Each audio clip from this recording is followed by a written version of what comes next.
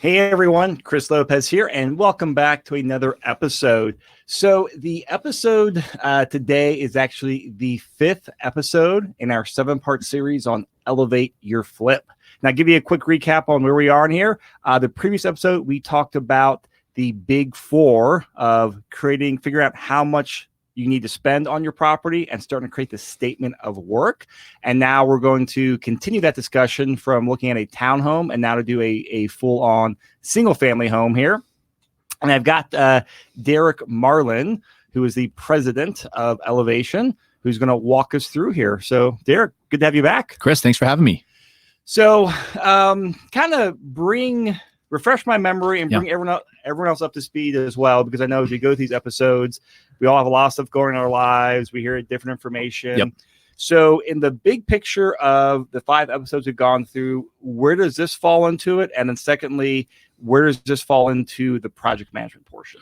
Yeah, absolutely. So we are still ideally in the phase that we're doing tons of due diligence and tons of work up front before we actually close on the property. This part, episode number 5, where we get into a more detailed statement of work, which in this specific instance will go through a single family home. And then what are we doing for our fixtures and finishes? This is right on the cusp of pre-closing. That's the best case scenario. Sometimes closing happens and you are finalizing this within the next day or two from purchasing the property, but right on that tipping point of about to purchase. But in a perfect world, you've already done all your due diligence and you're ready to buy before we get the project started. And when you say ready to buy, so we are past our inspection objection or inspection termination part of the Correct. Contract. So we're committed, or at least your earnest money is committed. Yeah, good point. Your earnest money is committed, and ideally you should be 100% committed to this project. In episode 4 of going through the budget and a statement of work, you've already narrowed down what your overall budget's going to be and ideally which contractor you're going to use. And then in this episode, we'll talk about a more detailed statement of work, but you have selected that contractor and you're putting all the finishing touches on contractually committing to a specific contractor. And again, the goal is if you close on a Wednesday, let's say, and purchase the property, that you've got your roll off hitting that day and you're going to start, or within at least 1 or 2 days afterwards, not wait, buy the property and then get started on all this planning, because you're going to lose at least probably 1 to 2 weeks, if not more. All right. So I know we're going to do the statement of work for a single family home. Yep. You need Yep. No, I'm good. Okay. Sorry, playing around with the mouse over here while we're talking. So we're going to go to the different spreadsheet for your single family home statement of work. Correct. But is your initial expense estimator, that's the same for attached or detached properties, right? Correct. Okay. So in the prior episode, to put it kind of from a 30,000 foot perspective, we've analyzed the deal. We've known that it's going to be a good deal on paper. We've inspected the property and used our 1-sheet budget estimator to do all your circles and your tally marks to determine how much is this project going to cost. Again, that gets us about 90 to 95% of the way there on budgeting the cost for the project. You've then taken the third step and put together a 1-page budget that is line items that we went through in episode number 4 that really says, okay, we're going to do, whether it's a simple condo or whether it's an involved single family home. We even use this for small multifamilies as well. But 15 to 25 line items of what are we going to do and what's our bottom line number, sharing that with your contractor so that you can not only employ that push pricing strategy to tell people what you're doing, you're in the ballpark. It helps you narrow down which contractor you want to use. And now we're to the point where we're doing our detailed statement of work, which in this episode, we're going to go through room by room basis, how we outline a project and how we work on a project. So you're really looking from an evaluation perspective, committing on the deal, budgeting the deal, to now the nitty-gritty of what's going to happen in every single room of a project. And our last step that people see on our webinar, but is our fixture and finish package. And that is not only what are we doing in each room, but what style are we going to translate to how we're fixing up this house to appeal to the widest audience to sell it on the back end. Great. Yeah. Well, let's jump into it. So let's jump into that spreadsheet. I enjoyed that last time, so I'm looking forward to seeing how you break it down on this time. Perfect. So what we do is we start out, we're going to walk through a spreadsheet that we use at Elevation, and we work our way from the outside of the home in. And again, this is more so with your single family home where you really need to look at every single aspect of that specific property. So major systems, which if we think back to from a budgeting perspective, this is where we determine this is probably where you're going to spend probably 60 or so % of your budget. You outline the major areas. So for us, we put together, what are we going to do in the basement? What are we going to do in the crawl space? What do we have going on from major systems perspective? So that's your furnace and your AC, your hot water heater, your windows, your sewer line, and your roof. So again, you kind of work from the outside of the home in. And the way that we've got our spreadsheet set up is if you're reading from left to right, again, I always try to think of people listening to this in their car that don't have our spreadsheet pulled up as you're driving, hopefully, but you've got really detailed descriptions of where's the work happening, the location, who's doing the work. So we've got another column for whether it's a general contractor or a subcontractor, and then who's providing the materials. So big picture perspective, for example, the furnace and the AC is in this specific project, which was for a single family home in a southern Denver suburb of Littleton, Colorado. We were doing a new furnace and we were adding some new return air. So there's a description and a note under each major section that really tells exactly what you're doing from a major systems perspective. Okay. So again, you're kind of talking about furnace, you're talking about hot water heater, you're talking about windows. And a good example is if we look at windows, and it's in these notes, and we do this a lot, is replace all the windows in the house except a window in the garage. Because kind of a little pointer is you don't usually get a lot of bang for your buck for having one small new window in your garage, when I'd rather spend that money in other areas. But your contractor would never know that if you said, hey, I've got budget for all the windows. You need to put that in there except this specific window. Or we're going to add an egress window in the southwest corner of a specific bedroom. So we really need to make sure these are clear so that you don't show up and you've got an egress window in the wrong part of the house. So super important. Don't want them cutting the foundation in the wrong spot. Yep, exactly. So we work from kind of, again, an outside in perspective. So your first tab is the major systems. Then we go to the actual exterior of the home. And so we're going to kind of zoom this in because it's a little small, but we have, roughly 30 different line items that talk about what is happening in this specific project. So subsection is the roof. The category, we actually break the roof into multiple categories. So we've got the roof itself, the gutters, the soffit and the fascia, the exterior trim, and in this instance, the patio roof. Then you've got the next column over is what are the details of exactly what's going on? So are we doing a new roof? Are we doing patching? Are we doing a roof certification? And then as we move from left to right, from a column perspective, we go into the labor, and we've got drop downs for, is a subcontractor doing it? Is a general contractor doing it? Or again, who we call a contractor who might not be pulling permits if it's more cosmetic in nature. What are the materials? Who's responsible for paying for those materials? And then also a detailed SKU for where the materials are coming from. So from an exterior perspective, you're really trying to think of every single aspect of the house and being as detailed as you can be. And so for this example, we've got roof, we've got siding, and in a specific example of, let's say, the front of the house, one of the notes on this house that we did in Littleton is new cedar plank on the top triangle area of the front porch. So it's trying to be as detailed as you can so that when you show up and your contractor says, well, I thought we were going to put the cedar and wrap the posts. It's no, we talked about the front awning or the top, triangle of the front porch. It's how descriptive can you be? Going down to exterior doors, going down to landscaping, anything on the exterior of the house, also going into garage and talking about all the different doors. So for example, under garage, we've got the interior garage door. We've got the exterior garage door, which is the large entry door into it. Are we replacing the opener, or are we replacing or repairing the side door that gets you from the house into the garage door? So just really being as detailed as you can be. And again, we won't go through every tab. I'm just curious, before you move on, I see a couple cells up here highlighted in beige. Is that anything important, or is that just formatting copied over. That's a formatting copied over. Okay. And then usually for us, that's an area where I want my project manager to follow up on.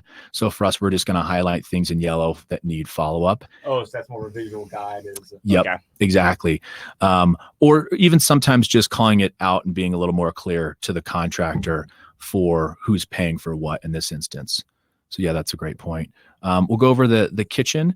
This would be another one that's a really good example for those kind of watching or folks that we can talk to in person, is what's going on in every aspect of the kitchen. So we've got what's happening in the walls or on the walls, and from a flooring perspective, what's happening within each specific area of the property for the kitchen as it's related here. So you've got cabinets, you've got a row for appliances, you've got a row for countertops, you've got a row for the kitchen knobs or the hardware, the faucet, the kitchen sink, the disposal, and the backsplash. So again, reading kind of from left to right, you've got your category, which would be kitchen cabinets. You've got the details of what's going on as it relates to the kitchen cabinets. So this one is replace all cabinets with new boxes. Who's doing the labor? So we've got our contractor's name in there. Who's paying for the materials, which is elevation. Which type of cabinet are we putting in? So in this one, we were putting in white maple.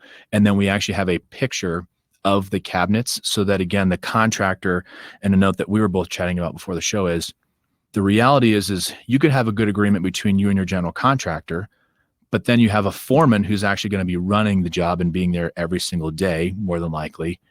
You may have a subcontractor who is, let's say, doing the tile work, and then you have the actual guy on his hands and knees laying the tile. So you could have a telephone game of 4 people deep, which is why I think when some contractors first start to work with us, they think, man, this is a lot of information and maybe a little overload. But the reality is I want to communicate to the person 4 steps away from me, but that's the guy or the gal that's probably doing the work. And so that's why we have details all the way down to pictures, for example. Yeah, and I just love that you're actually taking the time to write things down, because there's, even without the telephone game aspect, there's that, hey, oh yeah, we talked about this. And a lot of times, person A and person B can remember completely different things. Yeah.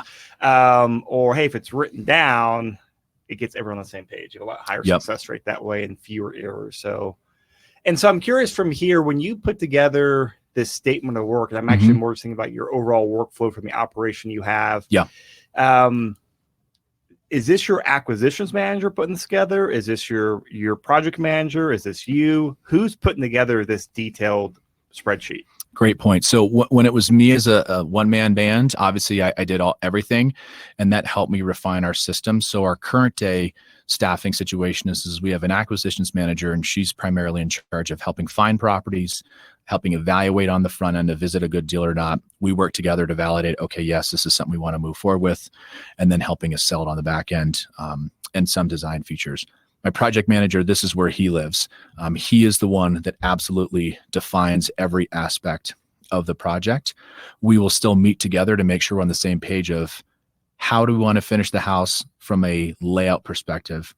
And we'll get into it here in a minute, but we have 4 different styles of homes of how we finish things out for fixtures and finishes. But then this is literally my project manager sitting in the house with his laptop and filling in every aspect of the statement of work after we've gone through the made 1-page budget to make sure that every single kind of I is dotted and T is crossed, and just moving room to room. Something that we even kind of joke about, but we might pull the trigger on, is having elevation branded lawn chairs, because you just sit in the room and just look around and make sure you've got every aspect covered, and a kind of little nuances, whatever your personal comfort level is. But we always think of looking at a room from the floor to the ceiling, or from the ceiling to the floor, whatever is your kind of your natural nature of what am I touching? And it helps you not miss things rather than just walk in a room and just kind of scan around. That makes sense. Just little nuances. But again, it's my project manager sitting in a chair, making sure this all makes sense, or us doing it together, or us being, double checking each other's work. So for a house like this with a statement of work, I mean, how many hours does that take? That's a good question. This was it ended up being a 4-bedroom, 3-bathroom home, about 2,200 square feet with an attached 1-car garage. So if we go all in on number of hours, this is probably a good 4 or 5 hours of planning. Definitely not a full day, but it should be a good half day, whether it's one full stint done at once or whether it's, two couple of block worth of hours put together. But yeah, a good half day of work to make sure that, and you've done a lot of pre-work to this point, but this is really the nitty-gritty of making sure that every detail is caught in the statement of work. Okay. Yeah. That makes sense. Thank you. Yeah, absolutely. And then going to, in the kitchen, working with the electrical. So what are we doing with the outlets? We replace all the outlets, but a good note example is this for a kitchen is you have to use GFCI outlets when you're working around water. And so it's reminding the contractor we have to use different outlets than the rest of the house. Who's going to be doing the labor? Who's going to be providing the materials? Good example is we wouldn't really have a SKU or a picture of a GFCI because we try to think of those as anything that you're going to buy from Home Depot from kind of a commodity perspective. So sheets of drywall, saw blades, nails, GFCI outlets. I don't care what brand they're buying from Home Depot. We just know we have an account set up at Home Depot. What I care about is the kitchen light, for example. That's something that we are going to have our contractor know. They're going to hang a new light fixture in the same location. We're paying for the light. We order almost all of our fixtures and finishes online on Amazon. So we have the exact type of light, and then we have a picture of that light. So that's where you want to think about SKU and picture so the contractor knows exactly what's going on. And then we can kind of keep going. We'll go over maybe just a couple of more. And maybe we look at the main floor bathroom. So this is another one where you are, again, detailing out. We're enlarging this for everybody to kind of see a little bit closer, which is great. And it's a matter of what fixtures are going in the main floor bathroom, for example, putting in a new vanity combo, who's doing the work, who's buying it. In this instance, it's, hey, we need to follow up and make sure and confirm which vanity we're putting in. It's really good to have these conversations with your contractor too, because they're going to be the ones to look at it and say, okay, great. I know you want this specific type of vanity, but here's how the plumbing is currently located. So either we need to buy a certain vanity that corresponds to the way the plumbing is coming out of the walls, or he has to change the plumbing to fit a certain vanity, and we balance, is that worth it or not? And that conversation up front is so valuable when it comes to workflow versus, I mean, I've done, my very small share of handyman projects at home, and cool, you buy something, you get, and they're like, oh, wow, piece A and piece B don't fit together. Right. I imagine on the flip, that's, hey, that has a ripple effect, and that's time and money, and you want to maximize both.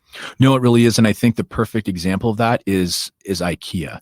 In a price point home where IKEA makes sense, it looks nice, but the logistics of putting in an IKEA vanity, for example, an existing 1950s home, is you will always have to retrofit plumbing. So we went through that a couple of times with contractors where we have an IKEA box that shows up and it's pretty and it looks ready to go, but then they say, I have to completely change around the plumbing because it's a different style of vanity than how we have it. So you have to go through those trials and tribulations and decide up front. Yeah, it really is. Or another good one that we learned kind of the hard way through trial and error was IKEA vanity. Okay, great. We pick out a Delta faucet. The faucets that are made here in the States don't connect typically without tons of extra legwork and kind of rigging to IKEA hookups. So either you're all in on IKEA for a vanity and a and a bathroom faucet, versus maybe you order it through the person who's designing your cabinetry with your kitchen cabinets. You also add on a vanity, and then you can design it exactly the way that you want. So there's kind of pros and cons to each, but we've actually, looks nice in certain price points, but we've moved away from IKEA, for example, to standardize our process because it kept coming up where we'd have extra plumbing work or change orders or lost time. So I'm just curious, so you get this IKEA vanity, how much extra time and money would it take, someone to come out there and replumb it or do whatever they needed to do? At least an hour or two, and it's a different sub, right? Because you're having the plumber come out to do it versus the cabinet guy install it. That's totally right. So yeah, if a general contractor is running it, he is going to typically sub it out. So yeah, then you're definitely in the plumbing world. The plumber's going to be more expensive. Getting that plumber out for just a 2-hour fix is such a nightmare. They only want to, and absolutely from their efficiency standpoint, they want to come in, do all the rough plumbing. Then they leave, go do another project. We get it to the point where we're going to do finish out plumbing. They want to come in, do all the trim out and all the finish out. That person does not want to come back. It's not even worth probably $300 an hour for that person's time when they could, let's say, do a whole day's worth of work for $1,000 or $2,000. It's that, kind of snafu in the chain of command.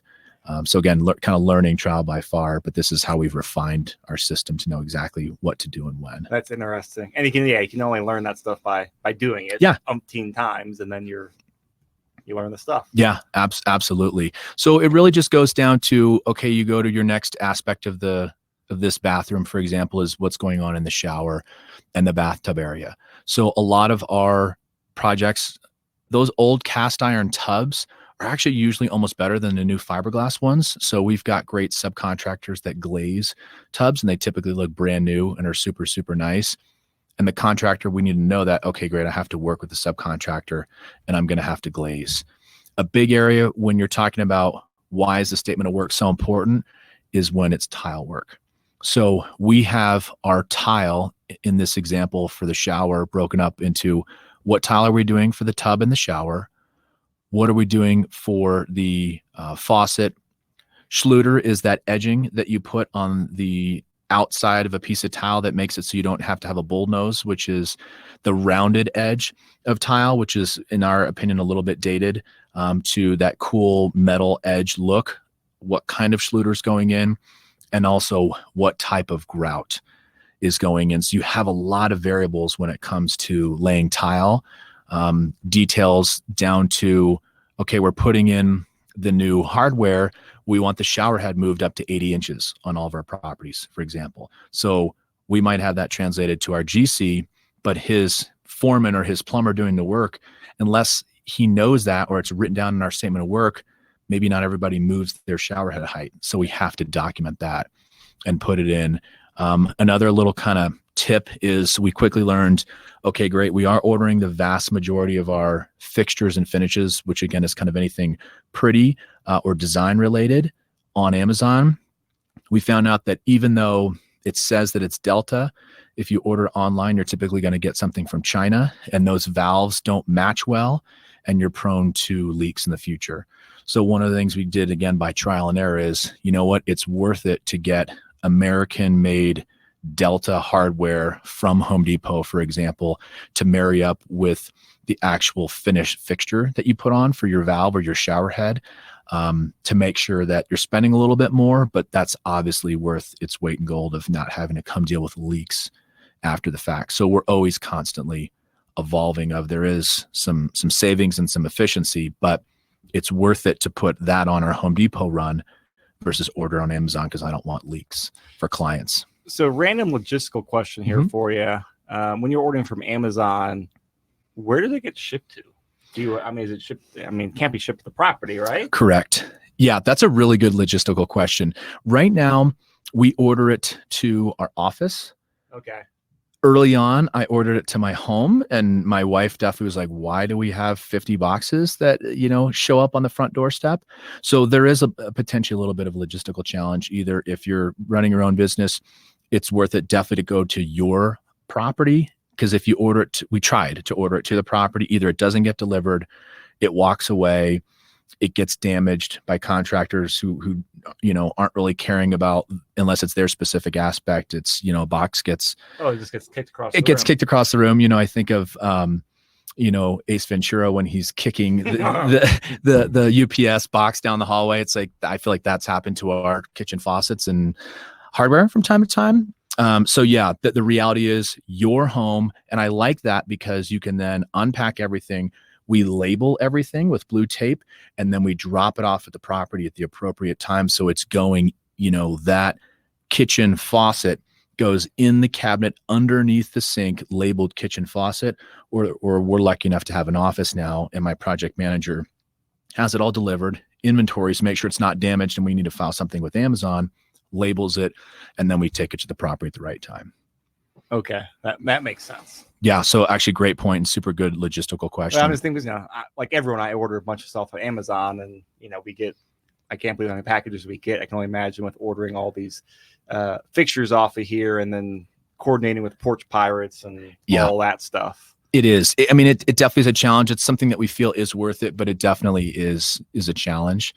So for now, we're ordering luckily enough, to the office, inventory everything, and take it in. Another great point is if we're looking in this example is at the floor and the wall tile. So you're calling out the tile for the flooring in the bathroom. The detail on that specific aspect is new tile, and we're laying it in a brick pattern. So it's how do you want those tiles laid out, which is really important. Again, who's doing the work, who's paying for the materials, which is us, and then where are they getting it from? So we've told them we buy all of our tile from Floor and Decor. They're a great partner. By far, in our opinion, the best kind of bang for your buck with really great selection. We have the exact tile name, and then we've got a picture of the tile itself. And then we do the exact same thing for grout. So you've got your grout, you tell them what's the spacing for that grout. So use 1/8 inch spacers. What is the grout brand and what is the grout color? You've got that in your detailed material list, and then the actual physical color of that grout.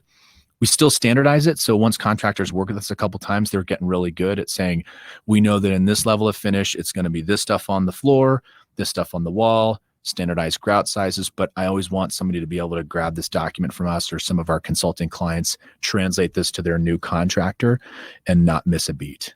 So again, it's really detailed. If you're retexturing a house, it's telling them, as detailed in this specific example is, we're going to use orange peel on the walls and the ceiling.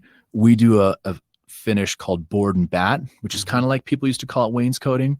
We found that in these older homes, when you rip off all the tile on the walls, it's way less expensive, faster, and we think a better product. Instead of finishing drywall and trying to patch, retexture, and match it up, it's let's do our board and bat finish, but it tells exactly what's going on.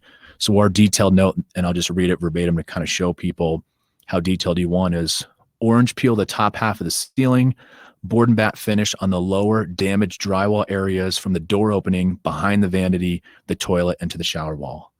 So you want it as detailed as possible so that there's no confusion. So do you give them a standardized height on here, or is that just kind of based off of their judgment? Good question. We try to standardize it to ideally one sheet, which is 4 feet high, but it really is dictated on where did the demo stop of what are they tearing the tile off the walls. But if we can't standardize it, we go to what is one sheet of paint quality, particle board for us to paint.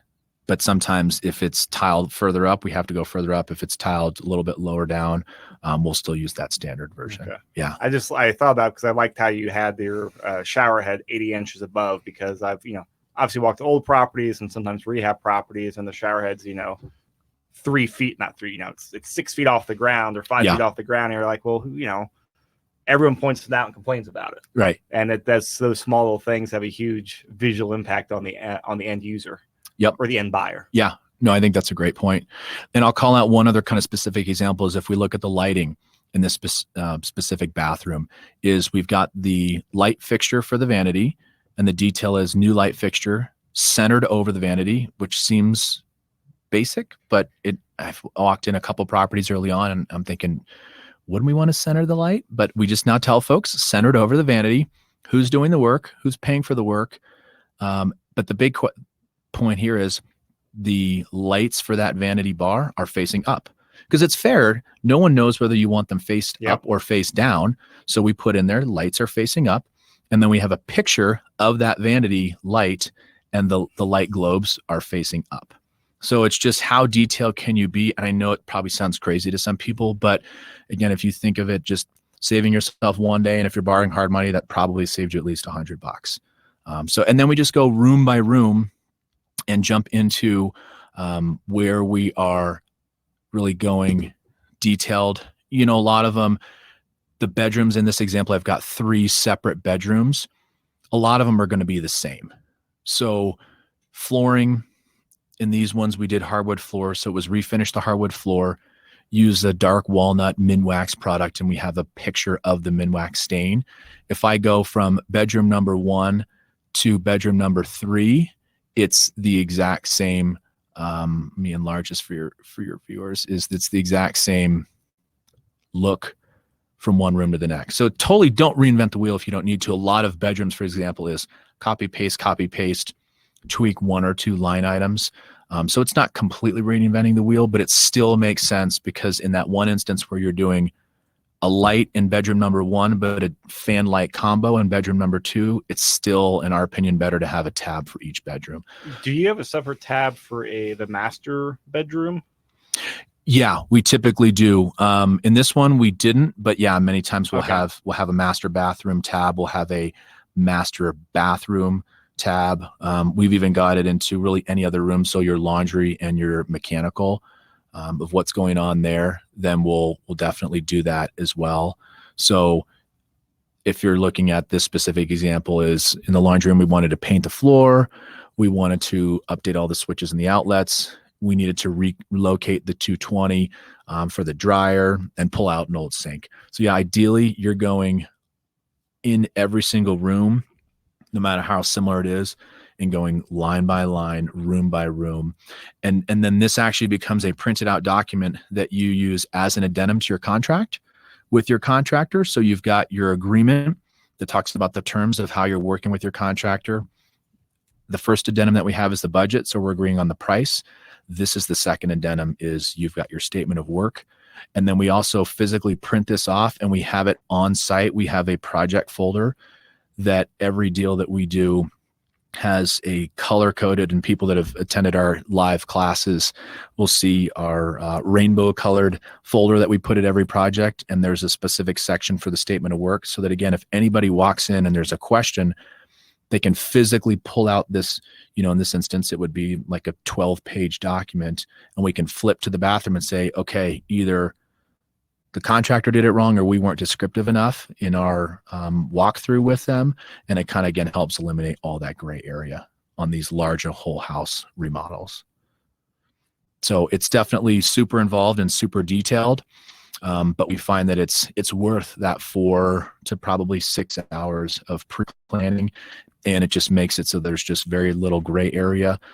When you're doing change orders, then you just add that as a change order document, and you also update it in the statement of work too in that room. If you uncover something and needed to add an extra electrical outlet, you'll put that in as a new line item, print off a new page, attach it to your statement of work, and keep moving on. So it avoids that telephone game miscommunication, and it just helps eliminate gray areas. And having it live on site, I think, is super valuable, in addition to it being as an addendum to the contract you sign with your GC to get a project started. So this might be a tough question for you to answer, Derek, but looking at since you've gone from one-man show to building an operation here, and you've scaled things, and I'm always kind of fascinated with optimization and getting things to good enough, and optimizing things and that type of stuff. Yeah. So let's just say the 5 hours you spend on here, how much time do you think having an organized document like this, spending that 5 hours of focused time outlining the stuff, how much time and money does that save downstream? Like if we did 2 projects next door to each other, and one was, not as organized like this with the pre-planning up versus this pre-planning, how much time do you think that saves downstream? That's a really good question. We have identified 2 things. One is, we kind of have a saying that an issue solved or pre-planned or caught today will save us 3 days in the future, because you usually have that day 1, which is fixing that problem that you didn't address up front, or that detail point you didn't catch. Then there is at least one other trade that's involved that it affects. So good example is cabinets. You miss something, or you don't pre-plan on something on cabinets. You've got your cabinet day that's burned of it taking an extra day. You've got the effect that it is on the person laying the countertops And then inherently it might be the person who has to wait to install backsplash. So I think at a minimum, you're almost going to lose 3 days. So if you aggregate that over multiple times in a project, I can't give you a super analytical answer, but I would think 2 to 3 weeks on a project that you could truly cut down. But it would be really interesting to look side by side. What I can tell you is a really specific metric for us is in 2018, in the first half of 19, our average time to finish a whole home flip, and the definition of that for us is normally 3 or 4 bedrooms, 2 or 3 baths, about 2,000 square feet, 1 or 2 car garage, kind of truly your classic residential home in Metro Denver, are close to close. So that's the day I buy it, finishing it, and then selling on the back end was 97 days. Okay. So if we look at it, that's an average project length of about 67 days, because it typically, we price our stuff really competitively, and the market is still a seller's market in today's current conditions. So you're taking about 30 days to sell it. So we're able to do these projects, again, touching virtually every aspect of a property in just over 2 weeks, over 8 total weeks. So if we didn't have this, I'd be curious to see what that would be, but I would definitely say in a minimum 2 weeks, maybe more. Yeah, and that's actually a much better and more detailed answer than I expected. So thank you. I was just really curious, but I mean, I can totally believe that. And so your rule of thumb is that if a problem occurs, it's usually going to delay that 3 days. I think so. I mean, there's some things that are simple that if you have, I'm trying to think of a good example of something that's really streamlined is, say you've got the wrong hardware for the front door. That's pretty easy. You go to Home Depot if you need to. If you're very near the project, you grab a new set of door hardware, ship the other stuff back. But when it comes to something to do with framing, drywall, kind of anything that's not a final detail, it always cascades downhill. Get your contractors frustrated at you. They want to move on to new projects. So it's not just you, and I've had this example before where 2 or 3 weeks of delayed finishing can put you close to Thanksgiving, for example. So we had one project early on that got delayed and was going to put us at a finish time right before Thanksgiving. So I totally had to eat another week because I wasn't going to list it the week of Thanksgiving if I didn't have to. So you can also look at kind of ancillary things that come up, and that number could, you could get to a month, but I think 2 weeks is pretty reasonable. Cool. That makes sense. Yeah, to estimate. So so that's kind of our overview on our statement of work when it comes to a whole home. The take home is plan in advance as much as you can. Look at it before you start the project. Use this to help with your agreement. We always revisit this document after we demo, because inherently you open up some walls, you find other stuff that's going on, you refine your statement of work, but then you really have it dialed in, and it helps you into your timeline, which is what we're going to talk about in the next episode, is then putting this into work of how long is it going to take you to do this project, and then using it as an addendum so that there's no gray area, which cuts down on, conflicts and headaches and everything else that you can somewhat hopefully avoid.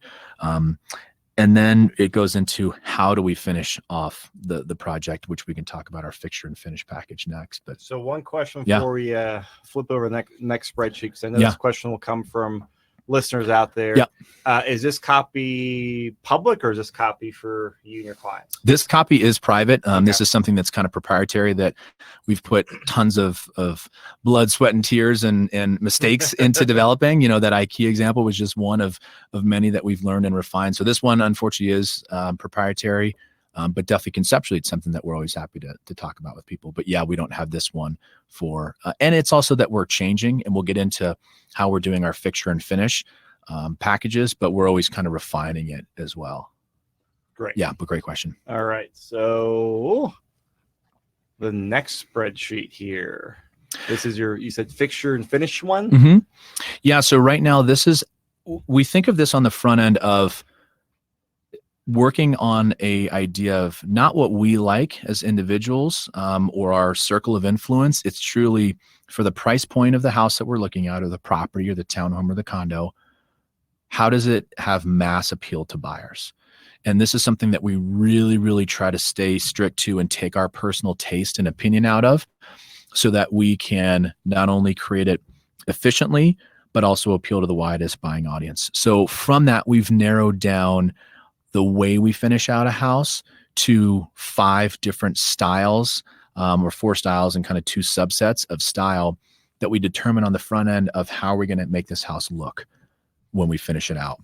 And so I'm assuming this is kind of like one of your master documents. And then once you identify the style of finish you want in the house, you're referencing these links and these these items to go copy and paste into your statement of work. Correct. Okay. Yep. That's a great point. So this becomes, you pick which style you're going to use, and that becomes an extra tab on your statement of work that shows every kind of fancier detailed piece that's going into the project. So you're just basically copying the tab over and pasting into the statement of work? Yep. Okay. Copy and paste. We had that to start where it was originally the statement of work, but we realized that there's really great value in having these separately so that you can look and decide which style you want.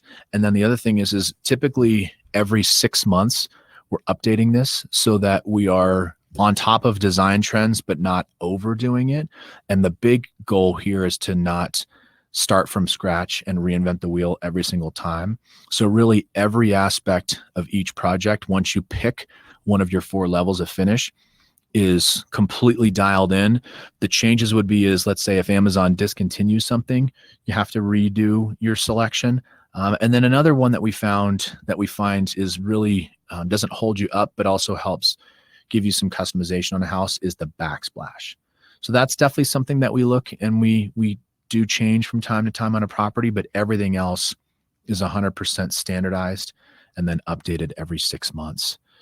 So if we're showing your folks in your listening community is... Sorry, one more question before we go through is how do you determine the latest styles? Is that 10 hours of HGTV a week, or like, is it me picking styles would be good like question. A horrendous activity for me to do. I'm fine living in a white space, wearing the same clothes every day for the rest of my life. Right. So it comes to like picking out stuff. It's just, I'm horrible. So I'm curious, like, how or who do you have to do this? That's a great question. It's a combination of actually a couple people. Initially on it was myself. And when I did that, I just tried to buy or subscribe to as many design magazines as I could. I was on House, I was on Pinterest, I was on anything that would be current design related online. Definitely a lot of hours watching HGTV. Early on, it was something that I do think is important because that's what your clients watch, your prospective buyers. And from that, we'll talk about it in a second. And that's why we now have a Farmhouse tab. I would have never thought of that 2 or 3 years ago, but being in tune to current design. So definitely subscribing to, different local publications, both digitally. And I think there's something nice about actually thumbing through design magazines. So we've got myself, I'm 100% a realist and know that primarily if there's a female involved in buying a property, that person will have the biggest influence. I really try to think of it from a woman's perspective. So on my staff, we have 2 women that have a great design eye. So I run this by them. And then we also rely on our staging partners. So we have 2 or 3 different go-to stagers that we use that are, in my opinion, expert designers anyways. And so they're kind of that end decision maker and definitely our tiebreaker to help vet what is current and what is cool and what do people want that's the widest possible audience. So it's like 3 or 4 different people. We don't have an interior designer per se, but another person kind of on our team is we have a kitchen designer, and that's also a woman right now, and she's fantastic. And so we run stuff by them too. So it kind of starts at the top, if you will, but it definitely gets finalized by having 3 to 4 other females help us stay on track of what's kind of current. Okay, great. Thank you. I was just really curious how you put this together. Nope. Because I could see this. I mean, this would be a very valuable document just because, hey, it's all plug and play and copy and paste the stuff you need. It's probably 95% done for each house. Yeah, it really is. And I just went to, so the different styles that we have are, we've got the Farmhouse, which is inspired by Fixture Upper and Chip and Joanna Gaines, which everybody loves. Ironically, I've got a connection that I grew up with Chip and played football with him. So it's kind of a weird full circle that now I'm thinking, I know that guy and realize is he really that fun and goofy?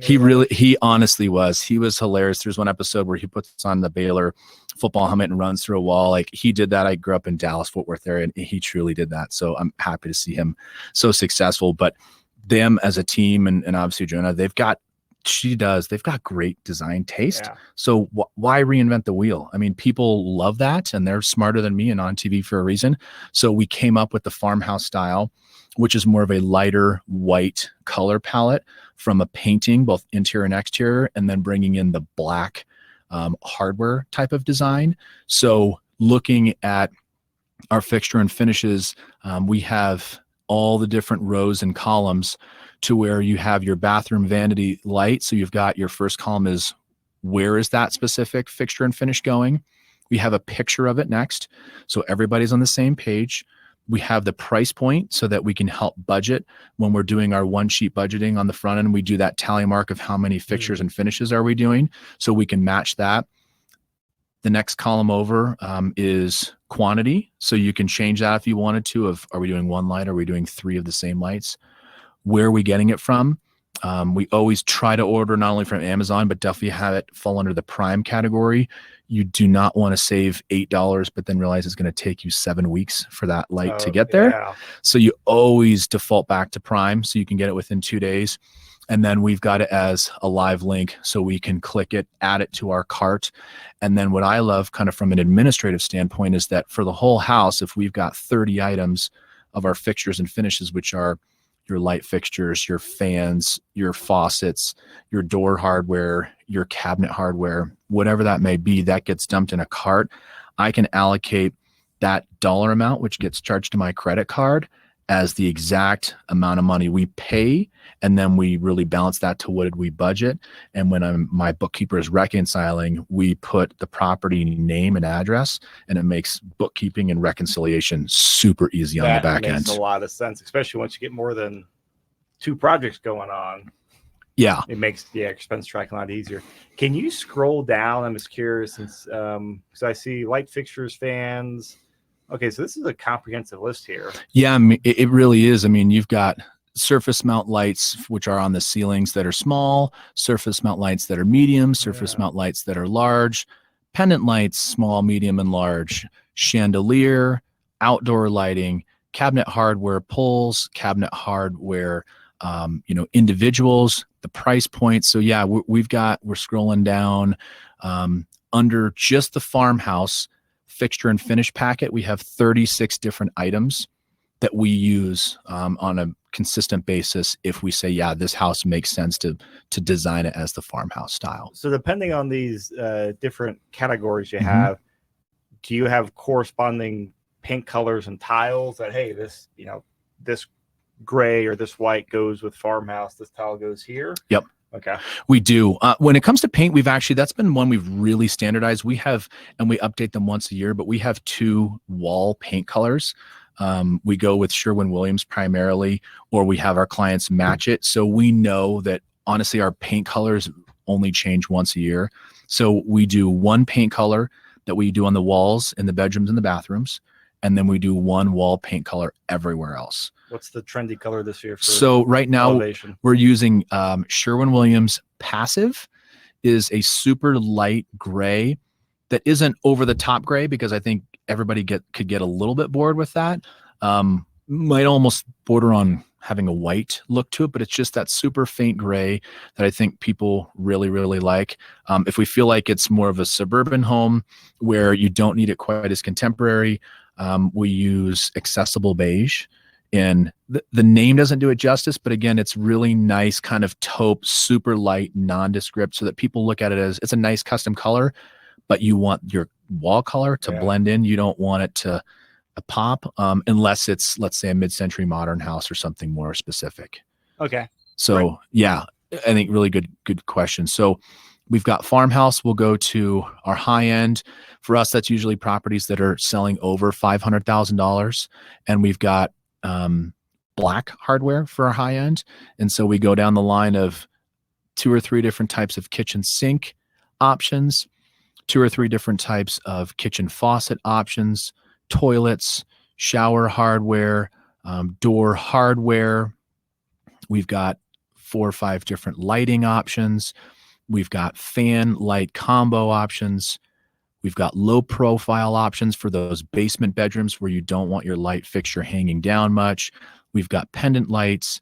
So again, under the higher end, we've got 28 different types of fixtures and finishes. And you know, something I was also thinking that your listening community might like to know is, I think you can still put out a great product, but not have to break the bank from a budget perspective. And that's where we really feel like we fine tune and put out a really great product, but keep it budget conscious. So for example, we have a really cool chandelier that we just put in a property that was in a Denver suburb of Englewood, for those locally that are listening. And it looked really, really nice. And it was $239. So not over the top. I mean, we're talking cool LED. Was that one just down there? Yep. So we just scrolled past it. So we've got this chandelier that we put in a property, and the final sales price point was $615,000. And I put a $239 light. Again, it takes time to find which ones. We've ordered some in our learning process that, it's in that price point, but it looks like a $99 or an $89 light. So you got to kind of be careful. And some of it is trial and error, but you don't have to spend a ton. I mean, if we're looking at surface mount lights, you know, you're in the $30 to $60 price range. For fans, $100 for nice fan light combos. If you are looking at vanity light bars, we've got a 4 light vanity bar that we put in these type of $500,000 properties, $149. So you don't need to go crazy on what you're picking out, because there's that big threshold of, you could put in a $600 faucet, but once it is functional, looks really good, works really well, you're never going to get that money back. Yeah. So we really try to dial into that. Another one that we have, because not only do we like it as a company, but we feel that mid-century modern properties are relatively prevalent in the Denver market, and when done right, they can go for a premium. So this fixture palette is different. Do you think they can? I knew you were going to ask me, and I should have had that. I'm really curious. I know I should have had that. You know, I would say if you're looking, well, here's a good quick anecdote. I guess it really is neighborhood centric. Yeah. So those out there listening locally, there's a little tiny pocket in central Denver called Cressana Park. And there are amazing mid-century homes in there. Literally, and I've done them right across the street in the Virginia Village and Virginia Vale neighborhood. So regular ranch, 2-story, you know, 1 level plus a basement. Yeah. That has a mid-century modern design feel to it. Probably around 1,500 to 2,000 square feet. You're getting 3 to 4 bedrooms, 2 to 3 bathrooms, good size house. You know, we just did a couple of those, and those are selling in the $500,000 price range. House literally across the street, a dividing line in a different neighborhood. So we always want to be sensitive to that. But this neighborhood of Cressana Park, and my number's a little dated because I can't ever afford to find them at the right price, but single story, no basement, 3 bedroom, 2 bathroom, done really well with a classic mid-century finish, can go over $700,000. Wow. Huh. So granted, you're talking neighborhood, but I still think that the design style really, really makes a difference. We try, unless it is in a Cressana Park, but we've done 2 or 3 mid-centuries in Littleton, which is a southern suburb of Metro Denver. We've done some, you know, just right outside the Denver nucleus. And we go mid-century, but we don't go over the top because we still want to appeal to the audience. I don't want to only keep 15% of the market happy that are the purist, if you will, but I don't know if I'm going to sell it to them every time. I'd rather appeal to 80% of the audience that likes that design finish, and I don't make the purist mad, if you will. But for mid-century, so I can't put an exact percentage on the premium. I just know that if we take a mid-century house and put in farmhouse finishes, we actually would drive people away rather than be inclusive of having a bigger buying audience. So for mid-century, we bring in it's either, many people call it bronze, is probably the most ubiquitous term that people can use to describe mid-century. So you've got the different types of bronze hardware, and you're not paying a huge premium on the price. So for example, on some of the faucets, on the kitchen faucet, you're in the 100 and, depending upon which one you go with, you're at $123 for a nice 2-handle, 3-hole, fixture, versus on the other one, you're, closer to $100. Or again, we're going mid-century. You've got different styles of lights and light globes, but you're not breaking the bank. You're still at the $127 price point for a 4-globe vanity light bar. And you're just using different unique features. So we have a lot more options in here. So we're already up to scrolling down.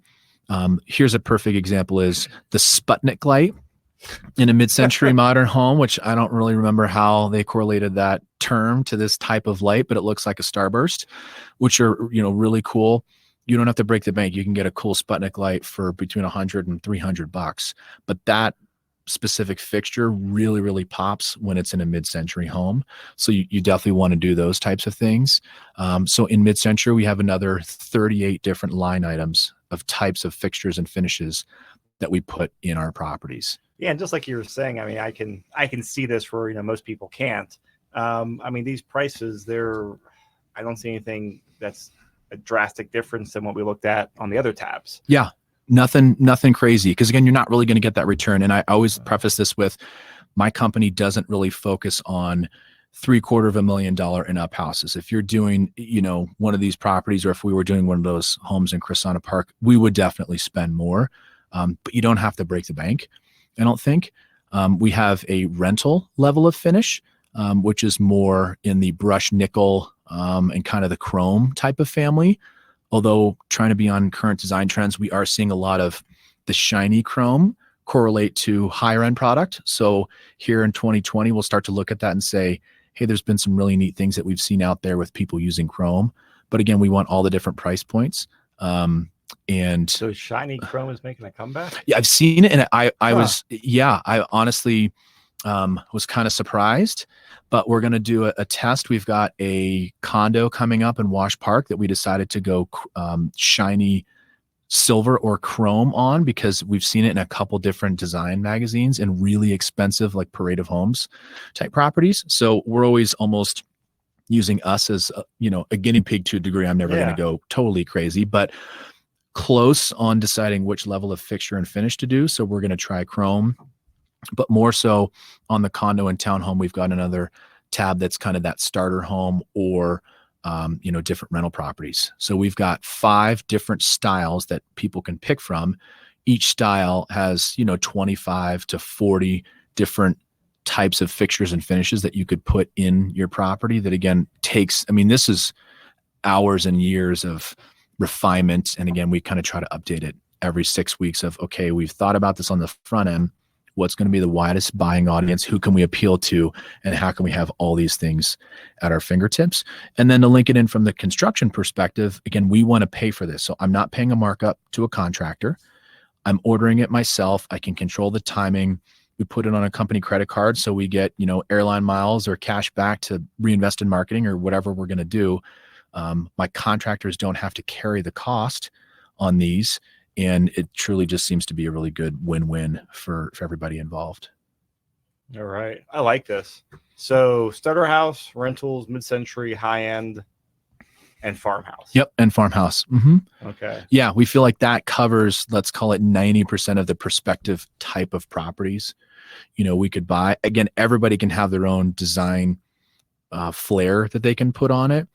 And a good example of that is we're in the process. I don't have it for the viewing audience now. We're kind of refining it, but it'll be ready here for early next year.